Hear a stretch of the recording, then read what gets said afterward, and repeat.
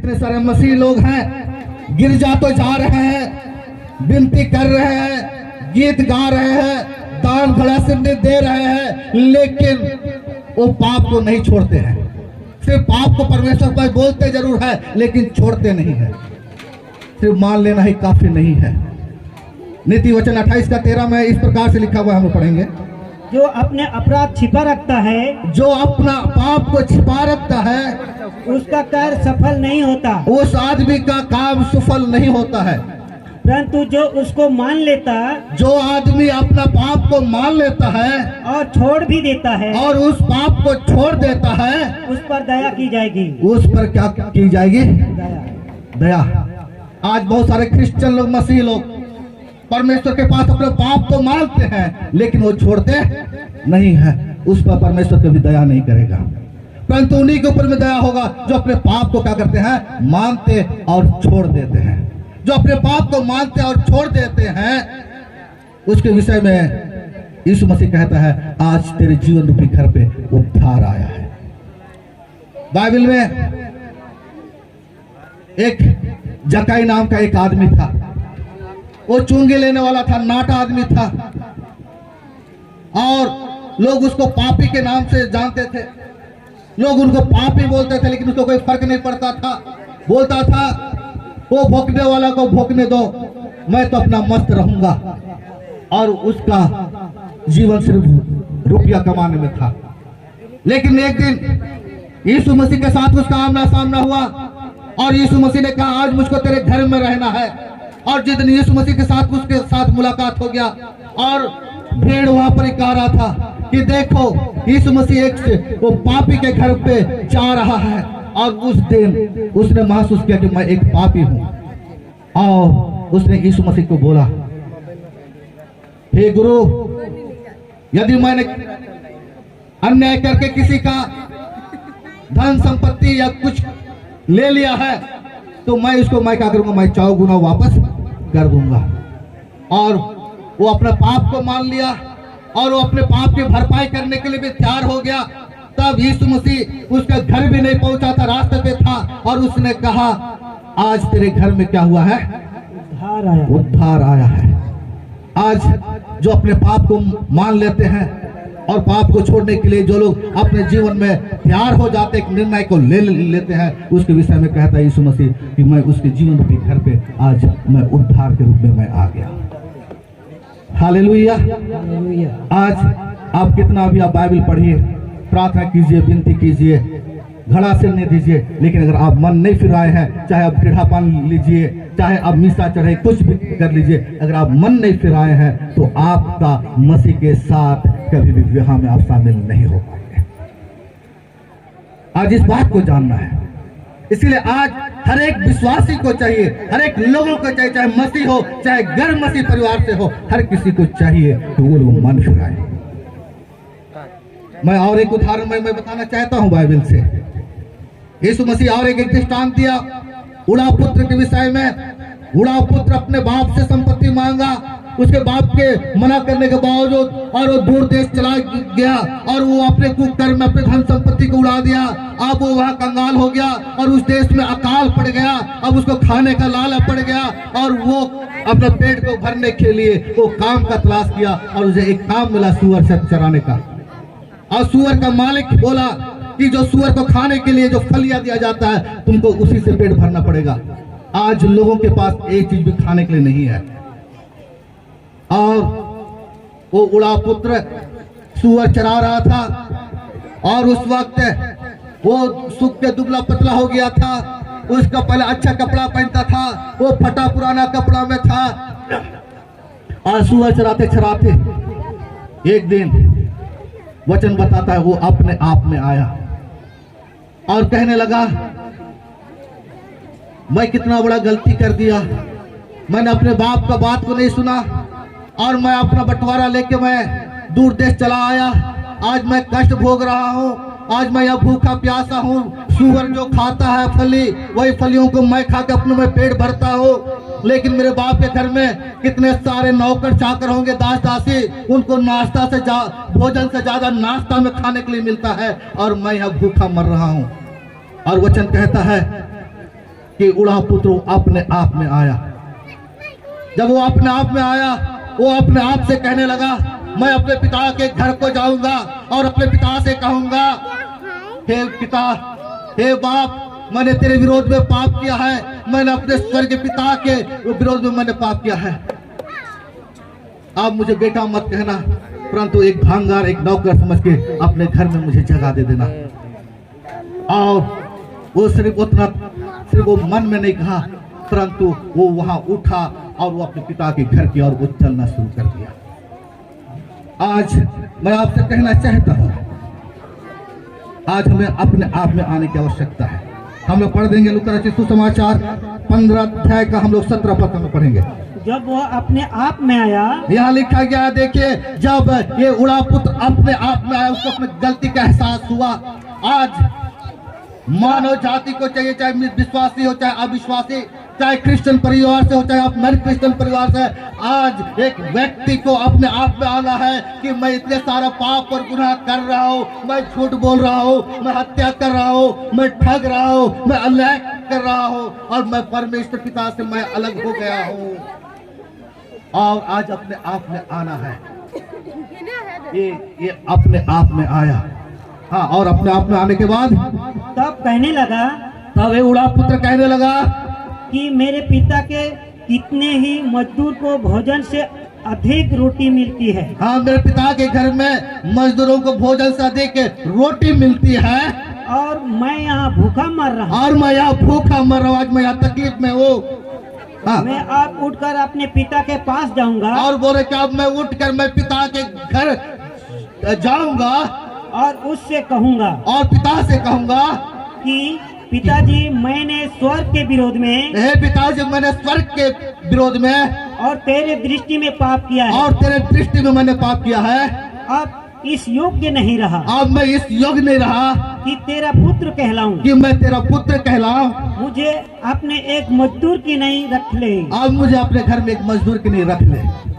आज मैं आपसे कहना चाहता हूं, आज हम लोग कितना सारे मसीह लोग, विश्वासी लोग, हम बोल रहे हैं हम दारू पीना छोड़ देंगे, हम झूठ बोलना छोड़ देंगे, हम अन्याय करना छोड़ देंगे, हम व्यभिचार करना छोड़ देंगे, आने वाला सप्ताह से गिरजा जाएंगे, आने वाला सप्ताह से गिरजा जाएंगे, आने वाला सप्ताह से गिरजा जाएंगे।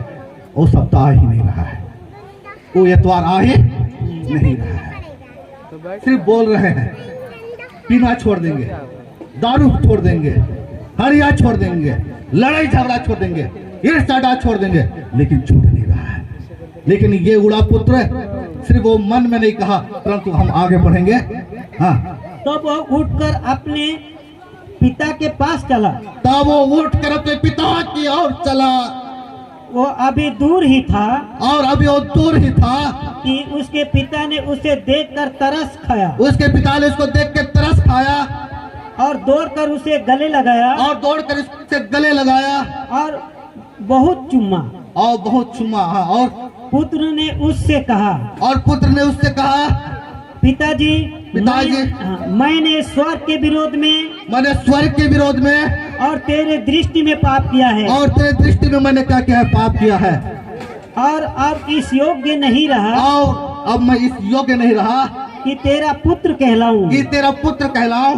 परंतु हाँ, पिता ने अपने दासों से कहा, हाँ, झट अच्छे से अच्छा वस्त्र निकाल कर उसे पहनाओ। झट अच्छा से अच्छा वस्त्र निकाल कर पहनाओ और उसके हाथ में अंगूठी और पाँव में जूतियां पहनाओ। और पाँव में जूतियां पहनाओ। देखो, जब यहाँ उड़ा पुत्र अपने पाप को मान लिया, पिता के घर आया, तब उसको पहनने के लिए वस्त्र दिया गया। ये मनफिराव का एक सबसे अच्छा उदाहरण है मेरे प्यारों। जब तक आज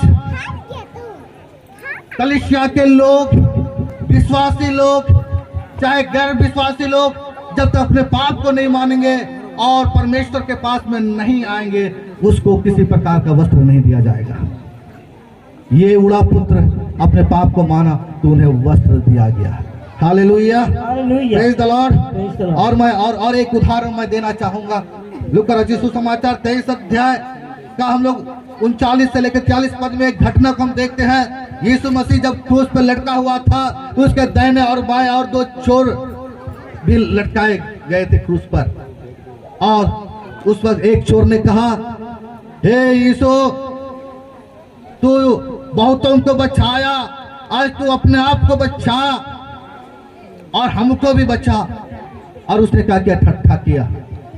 लेकिन दूसरा चोर ने, वो उसको अपना गलती का एहसास था और इसलिए उस चोर ने अपने साथी चोर से कहा, अरे तू ऐसा मत कर, हम जो किए हैं अपने गलती की सजा भोग रहे हैं। लेकिन इसने कोई गलती नहीं किया है।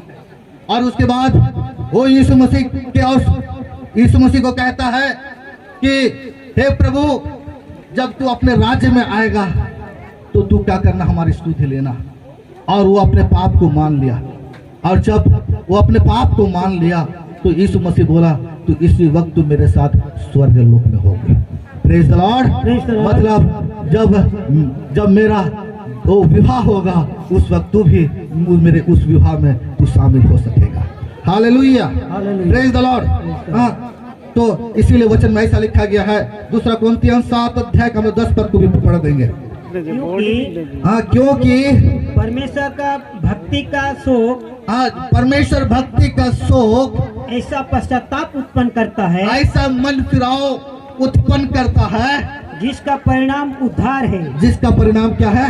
उद्धार है। उद्धार है।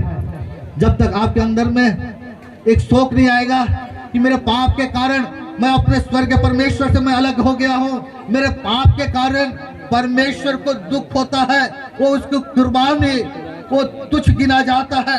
जब तक आपके अंदर में ये शोक नहीं पैदा होगा और आप अपने पापों को मानकर आप छोड़ने के लिए आप तैयार नहीं होते हैं, तब तक आप उद्धार नहीं पाएंगे। यह वचन कहता है, ईश्वर भक्ति का शोक ऐसा मन फिराव, ऐसा पछतावा उत्पन्न करता है, जिसका परिणाम उद्धार है और उसके बाद हमें आपको पछताना नहीं पड़ेगा। Hallelujah, hallelujah, hallelujah.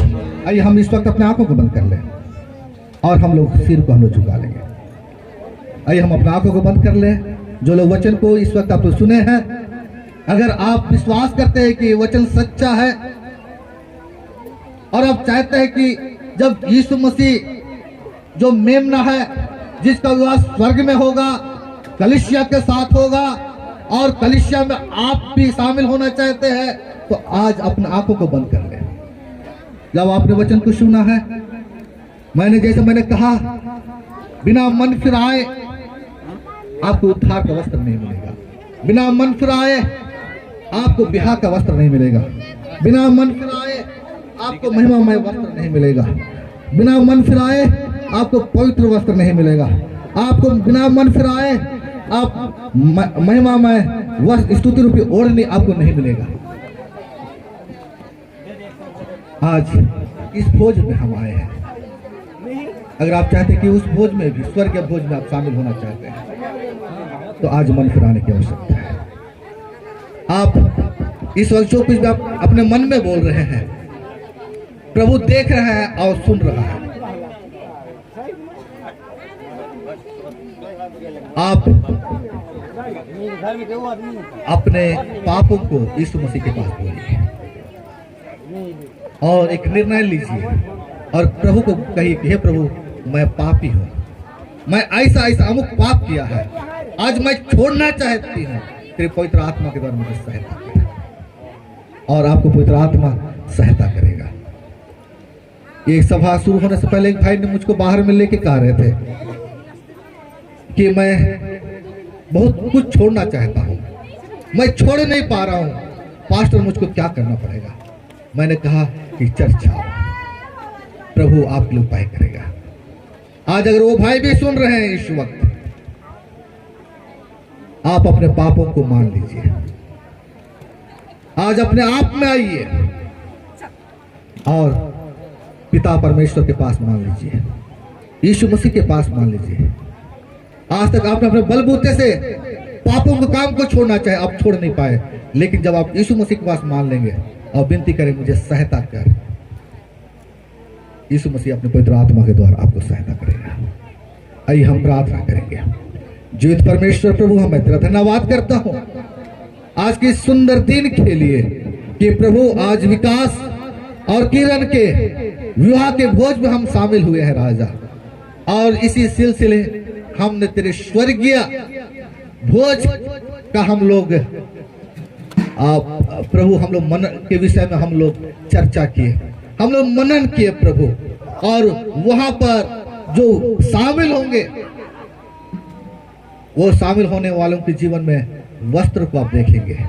जो जिनके पास वस्त्र नहीं पाया जाएगा आप कहेंगे उनके हाथ पांव डाल के बाहर घोर अंधकार में फेंक दो जहां रोना और दांत पीसना होता है। इसलिए हे मेरे परमेश्वर, आज हम यहाँ जितने लोग उस विवाह में शामिल होना चाहते हैं उन्हें मन फिराने के लिए सहायता कर, अपने पापों को मानकर छोड़ देने के लिए मदद कर। आज तक वे लोग अपने बल और ताकत से छोड़ने के लिए कोशिश किया लेकिन नहीं हुआ, लेकिन तेरा वचन कहता है परंतु तेरी आत्मा के द्वारा सब कुछ होगा। सहायता कर प्रभु, हालेलुया। और जो लोग प्रभु आज निर्णय लिए है प्रभु आने वाले दिनों में तेरे कलीसिया में जोड़ने के लिए मदद कर, यीशु के नाम में आमीन। और पिता परमेश्वर, एक बार फिर से मैं दुआ करता हूँ आज जो यहाँ पर चुमन का कार्यक्रम है, इस भोज के दौरान प्रभु जो लोग चुमन देने के लिए आते हैं उन्हें भी आशीषित कर, और मसीह प्रेम में हम दिन प्रतिदिन हम बढ़ते जाने पाए और एक दूसरे के लिए आदर और महिमा का कारण होने पाए, एक दूसरे के लिए हम उत्साह का कारण होने पाए, और हम एक दूसरे की पहनाई करने पाए। प्रभु आज जो हम आनंद में हम शरीक हो रहे हैं प्रभु, और जो लोग मेजबानी कर रहे हैं प्रभु, उन तमाम लोगों को आप आशीष करें, यीशु के नाम में आमीन। और प्रभु यीशु मसीह का अनुग्रह और पिता परमेश्वर का प्रेम और पवित्र आत्मा की सहभागिता के अनुसार हम के साथ हमेशा होते रहे, आमीन। Praise the Lord. प्रभु हम सबों का आशीष